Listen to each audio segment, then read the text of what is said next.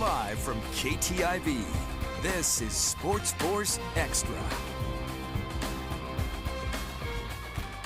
Welcome back, folks, to another edition of SportsFource Extra. I'm Jason Moeller, and folks, myself and the Siouxland crew, like you, braved the tundra to get a look at some great action on the basketball court. Now, we begin our night with a rivalry, a conflict, a discord, a beef, if you will. And when Central Line and West Line get together in any sports, fireworks tend to show up in the weirdest of ways. Now take both teams, put them in the top 10 of their respective class, throw them together, and you've got the makings of a brouhaha on your hands. Now out to Rock Rapids, where second-ranked Central Line is looking to sweep the season series against the Wildcats. Lions lead by 4 coming out of the break, but the Cats strike first in the second half. Bella Kramer slices through the defense, lays in a quick deuce. Lions answer right back. Danica Hugendorn kicks it out to Taylor Ripkema for the open tray, and Central Line able to extend that lead. These teams just trading buckets in the second half. Caitlin Barron-Scott, corner three, and it's good from downtown. Now the Lions able to do just enough to fend off the Wildcats in this one, though. Jessa Vanderweerd drills another triple. Central Line wins 58-49 to stay unbeaten in conference play. We caught up with Central Lions head coach Heather Grafing after the win. You know, we know that West Line's not out of it. They got good shooters. They got kids that like to go score. They're extremely aggressive. But we like our seniors. We like our leadership. So when the games get to those 2-3 possession games, that's where we just turn it over to our seniors. And they do such a great job of leading us, keeping our younger kids calm, just finding a way to finish. Now the win is also a big milestone for head coach Grafing. This win marks number 300 in her career. I'm just so proud of the girls that I've coached in my program. You know, the ones that have graduated, you know, things they're doing as adults and such, and the girls obviously that I have here. It's been a long journey, but it's just the memories that I'm so grateful for. But if I've got to hit a milestone like this, to get to hit it with those girls in this locker room is pretty cool. All right, both squads on the bounce back in the boys' game. We'll pick things up at the start of the game. Cats get on the board first. Sam Underberg from downtown, it's good. That'll get things started here. Lions on the other end of the floor. Shot clock about to expire. Porter Vogel gets the 2 to go. Cats on the other end with it now. Jared Selesky down low, able to find a way to get 2 to go. Eric Austin with it now for the Lions. He'll send home the 3 ball here. That's big. Easton DeYoung with it now. He'll find his way inside, get 2. Plus the foul there. West Line picks up the win 85-40. Top-ranked Rock Valley looking to make it 7 wins in a row in the girls' game, and the Rockets get right to work in the first quarter. Cadence Harmson finds Hudson Ranshaw for the quick catch-and-shoot triple, and Rock Valley goes up 5-0 at this point. More from Ranshaw and the Rockets. She'll drive through traffic, get 2 more to go off the glass here. Ranshaw, she'd have the game's first 7 points. Comets able to get on the board right here. Aubin Kramer takes the bump in the paint, goes up and under the defender to get the 2 to go.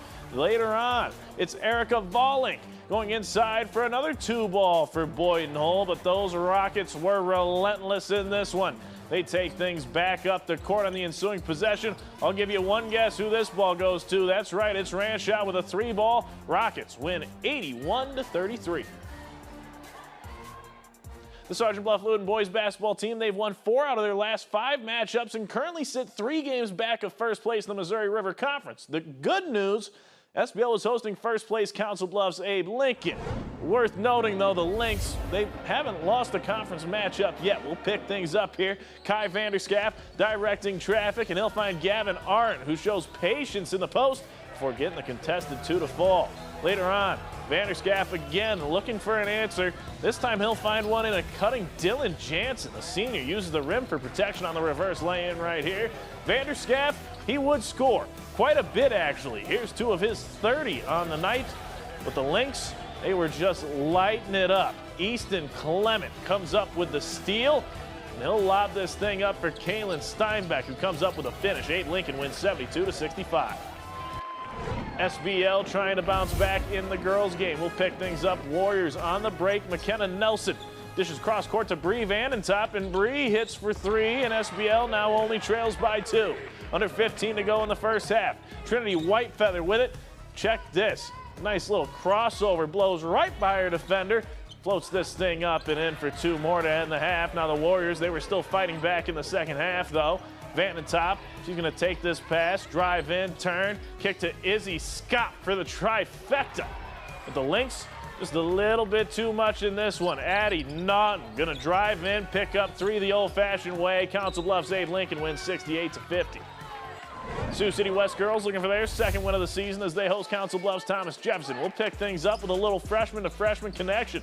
Malia Hennon tosses to Adeline Vondrak, who hits the trifecta here. That'll give West the 3-point lead. Not long after, Vondrak pokes the ball away. Hennon scoops it up. How about the dish to Jazz Mosley for 2 as well? But Vondrak was just on a tear defensively. This time, the freshman comes up with a steal. She'll be able to finish it off on the break herself. West rolls to a 65-14 win. Wolverine boys trying to get off the schneid, avoid a 3-game losing streak as they take on the Yellow Jackets. We'll start things off in the first. Wolverines' Nolan Hargraves finds Cash Olson for the lay-in. It's a 21-point lead for West, and they keep things going. Roman Henry with it. How about Henry? Finding the gap, driving through it, finishing for 2. He had 19 later on. Wolverines' Cameron Hagna. He'll give it up to Andy Lamb for the corner 3, and Sioux City West goes on to win this one 76-38. Underrated matchup in hitting as the Blackhawks host the South O'Brien Wolverines. Here we'll start in the second. Wolverines' Alex Greibel dishes to Brody Van Beek. He'll send this one in, but Wolverines trail by 2. Blackhawks respond as well. Carver to Groot. He'll give it over to Logan Coffey. Look at that, coming right into your living room there. Coffey finishes. Well, he'll brew a layup, if you will. They lead by 4. Later on, Wolverines' Van Beek tosses to Greibel. Greibel hits this one from deep. Scores tied up, but the Blackhawks, they don't give up. Check this. Will Hagstrom going to find Logan Kempema. Kempema does the rest, laying it in. Hinton goes on to win this one 74-7. Third-ranked Hinton girls going for their 11th straight win. We'll start things off in the second quarter of this one. Sydney Duskett dishes to Addison Glass for the corner 3.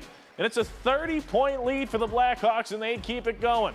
Glass this time finds Duskett for a corner 3, and the Blackhawks, they don't let up here. Duskett, tell me if you're getting used to hearing these names. Duskett finds Glass across the court this time. She'll send another triple home. Hinton goes on to win this one 94-24. My name's Lola. My name's Noah. My name's Sean. And SportsFource Extra is coming up next. Go Black Raiders!